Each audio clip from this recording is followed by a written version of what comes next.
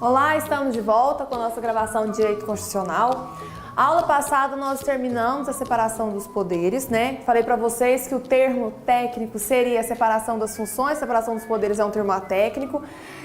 Fiz para vocês um esqueminha aqui, né, sobre a separação dessas funções. Falei para vocês que cada uma delas tinha função típica e função atípica e trouxe aqui hoje complementando, né, um quadro, né, mais organizadinho, né, feito certinho para vocês, definindo então as funções típicas e atípicas dos nossos poderes, que nós chamamos tecnicamente de funções do Estado. Lembrando que o poder é o quê? Ele é uno, o poder do Estado é uno, ele é indivisível. O que nós separamos? As funções.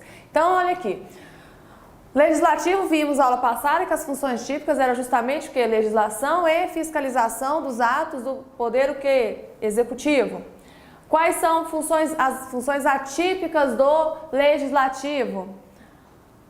Julgar. Não coloquei aqui para vocês, ó, a aula passada eu não coloquei. Uma das funções atípicas do legislativo era justamente o que? Julgar o presidente nos crimes de responsabilidade, né? Quem julga o presidente no crime de responsabilidade é o Congresso Nacional, ok? Então é o Legislativo Federal.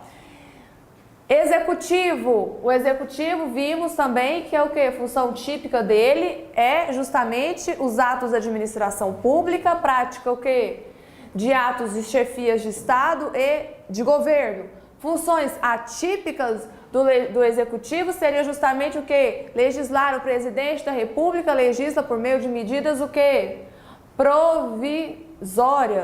O judiciário nós vimos que qual é a função típica dele? Dizer o direito, ou seja, exerce a função jurisdicional no nosso país, tá? E a sentença, essa decisão do judiciário, quando faz coisa julgada, ela tem o que? Caráter definitivo, ok? E falei para vocês que a função atípica do judiciário era justamente o que? Legislar por meio dos regimentos internos dos seus tribunais, artigo 96, inciso 1, a linha A da nossa Constituição, ok? Então, lembrando, tá? Que nessa função típica e função atípica, o que eu tenho? O sistema de freios e contrapesos, check and balances, ok? Então, continuando, estudamos então o artigo 1º e o artigo 2º da nossa Constituição.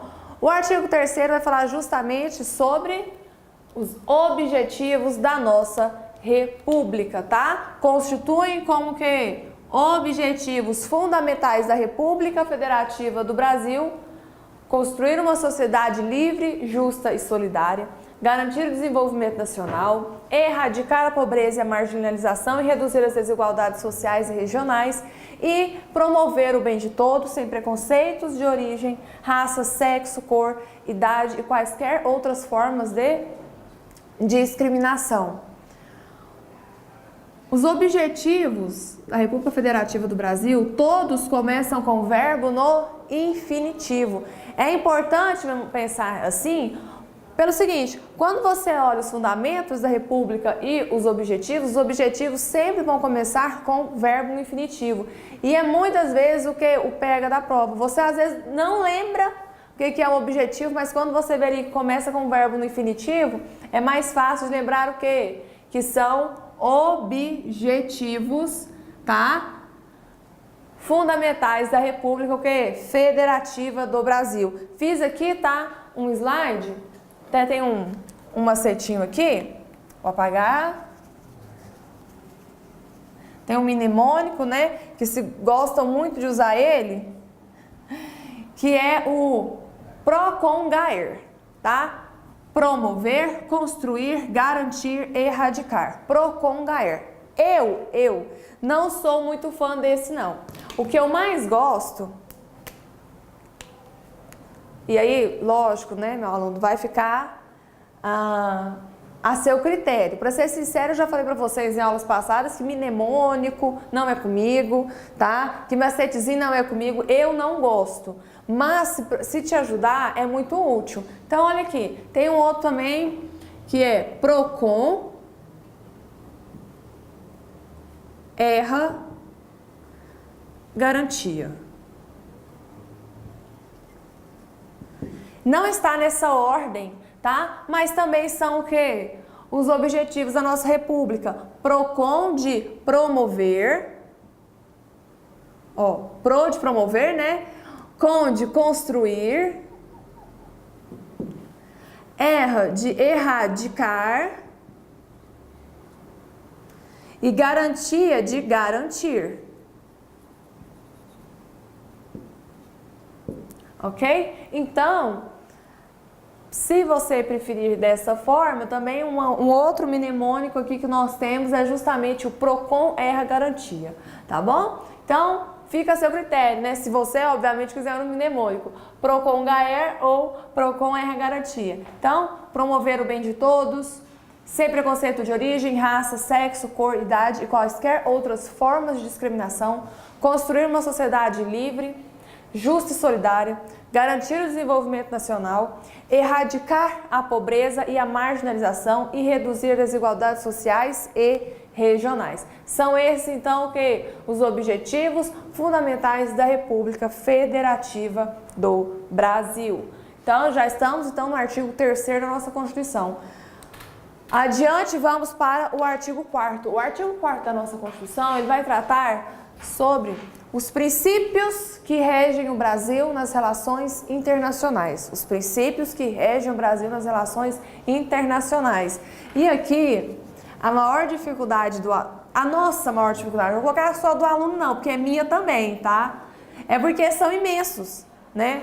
Nós temos vários incisos tratando sobre o quê? Os princípios que regem o Brasil nas suas relações internacionais. Então, o artigo 4º fala o seguinte: a República Federativa do Brasil rege-se nas suas relações internacionais pelos seguintes princípios: independência nacional, prevalência dos direitos humanos, autodeterminação dos povos, não intervenção, igualdade entre os estados, defesa da paz, solução pacífica dos conflitos, repúdio ao terrorismo e ao racismo, cooperação entre os povos para o progresso da humanidade e concessão de asilo político. No parágrafo único, o artigo 4º fala o seguinte para nós: a República Federativa do Brasil buscará a integração econômica, política, social e cultural dos povos da América Latina, visando a formação de uma comunidade latino-americana de nações.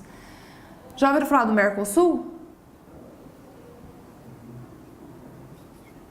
O Mercosul, bloco econômico do qual o Brasil faz parte, né, o bloco econômico da América do Sul, a qual o Brasil faz parte, seria, um exemplo que nós podemos dar de uma evolução, né, de um desenvolvimento, de um início dessa comunidade latino-americana de nações, ok? Então, ficamos aqui, encerrando, todos os princípios fundamentais que regem a República Federativa do Brasil. Estudamos os fundamentos da República Federativa do Brasil, estudamos a separação dos poderes, estudamos os objetivos e estudamos os princípios que regem o Brasil nas suas relações internacionais. Do artigo 1º ao artigo 4º, então, nós temos os princípios fundamentais da República Federativa do Brasil, ok?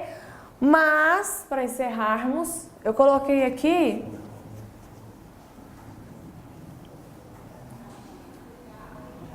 um mnemônico que muita gente gosta, se referindo ao artigo 4º da nossa Constituição. Então é assim: conde preso não reina, coopera igual. Conde, nós vamos ter concessão de asilo político e defesa da paz. Preso, prevalência dos direitos humanos, e o SO de solução pacífica dos conflitos. Não de não intervenção. Reina de repúdio ao terrorismo e ao racismo. O I de independência nacional. E o Azinho de autodeterminação dos povos. Coopera justamente referente à cooperação entre os povos para o progresso da humanidade e igual de igualdade entre os estados, ok? Conde preso não reina, coopera igual. Novamente reforçando, para quem gosta, né? Não é a minha praia, ok? Então, estamos aqui mais um mnemônico em relação ao artigo 4º da nossa Constituição. Adiantando, vamos estudar agora, uma introdução aos direitos e garantias fundamentais. um tema de extrema relevância, tá? Para as provas de concurso, muito explorado, tá? Então, é necessário uma atenção, um cuidado maior em relação a este conteúdo, tá? Introdução aos direitos e garantias fundamentais.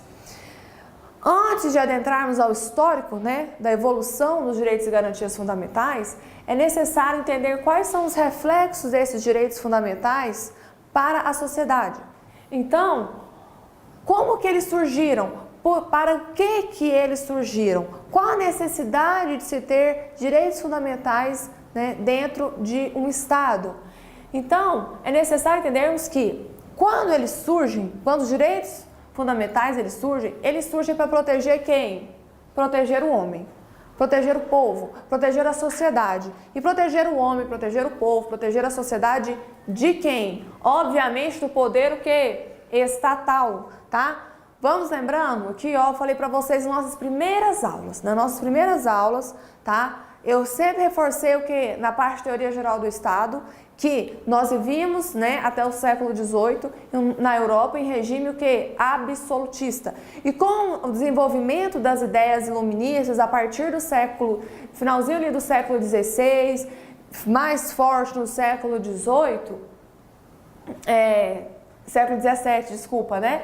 Finalzinho do século XVII e já no século XVIII, o advento das ideias iluministas, tá, desenvolveram muitos aspectos que hoje nós conhecemos aqui como direitos fundamentais. Então, naquele período de regime absolutista, tá? Naquele período de regime absolutista,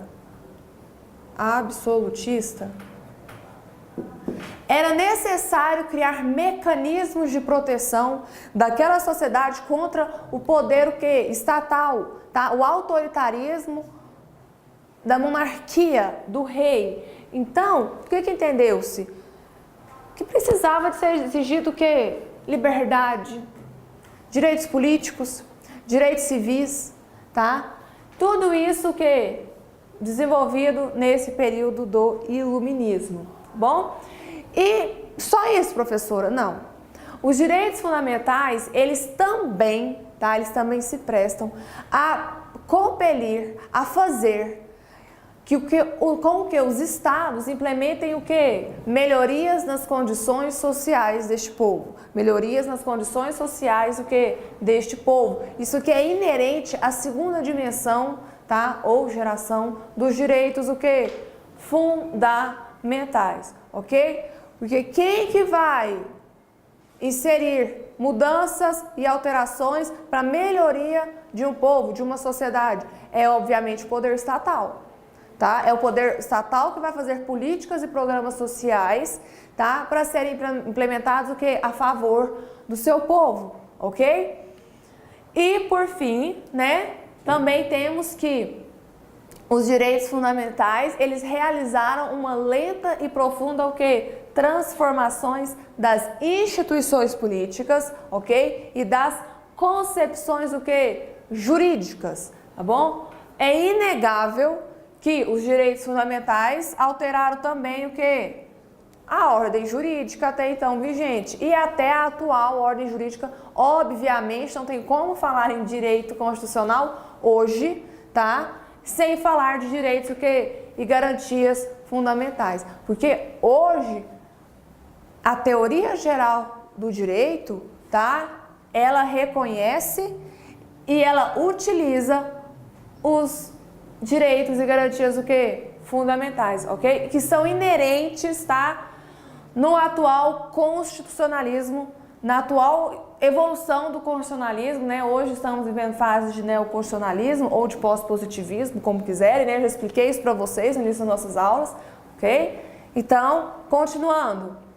Coloquei aqui para vocês as gerações ou dimensões de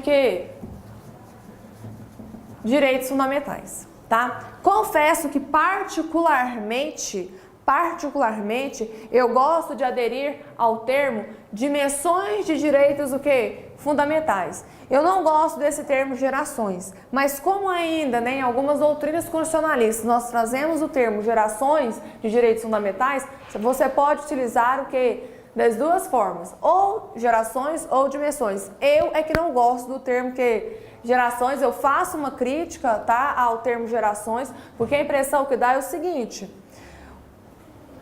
eu não posso abandonar um direito fundamental, uma conquista de direito fundamental de uma dimensão para o que? A outra dimensão. A ideia de geração é que uma supera o que? A outra. Só que não é isso que acontece com os direitos fundamentais. Eles convivem harmoniosamente, uma dimensão com a outra, ou uma geração com a outra. Então, preste atenção aqui. Coloquei que a doutrina, ela costuma classificar os direitos fundamentais em gerações de direitos ou dimensões do que? De direitos fundamentais, no sentido de que uma nova dimensão, olha o que eu falei para vocês, não abandonaria as conquistas da dimensão que? Anterior. Então, por isso que eu prefiro o termo aqui, dimensão, tá bom? Por quê? Porque uma nova dimensão, a segunda dimensão, por exemplo, ela não abandona as conquistas da primeira. A terceira dimensão não abandona as conquistas da segunda, tá? A quarta dimensão e a quinta dimensão também não abandonam o que? Sucessivamente as conquistas da terceira e da quarta o que? Dimensão. Já antecipando que quarta e quinta dimensão tem divergência na doutrina, tá? Tem muita divergência se já podemos falar em quarta ou quinta dimensão dos direitos o que? Fundamentais. Ok? Então, continuando o nosso conteúdo, eu trouxe aqui para vocês. Então, vamos deixar a primeira dimensão, a primeira geração de direitos fundamentais, todo o seu histórico para o nosso próximo bloco. Até mais!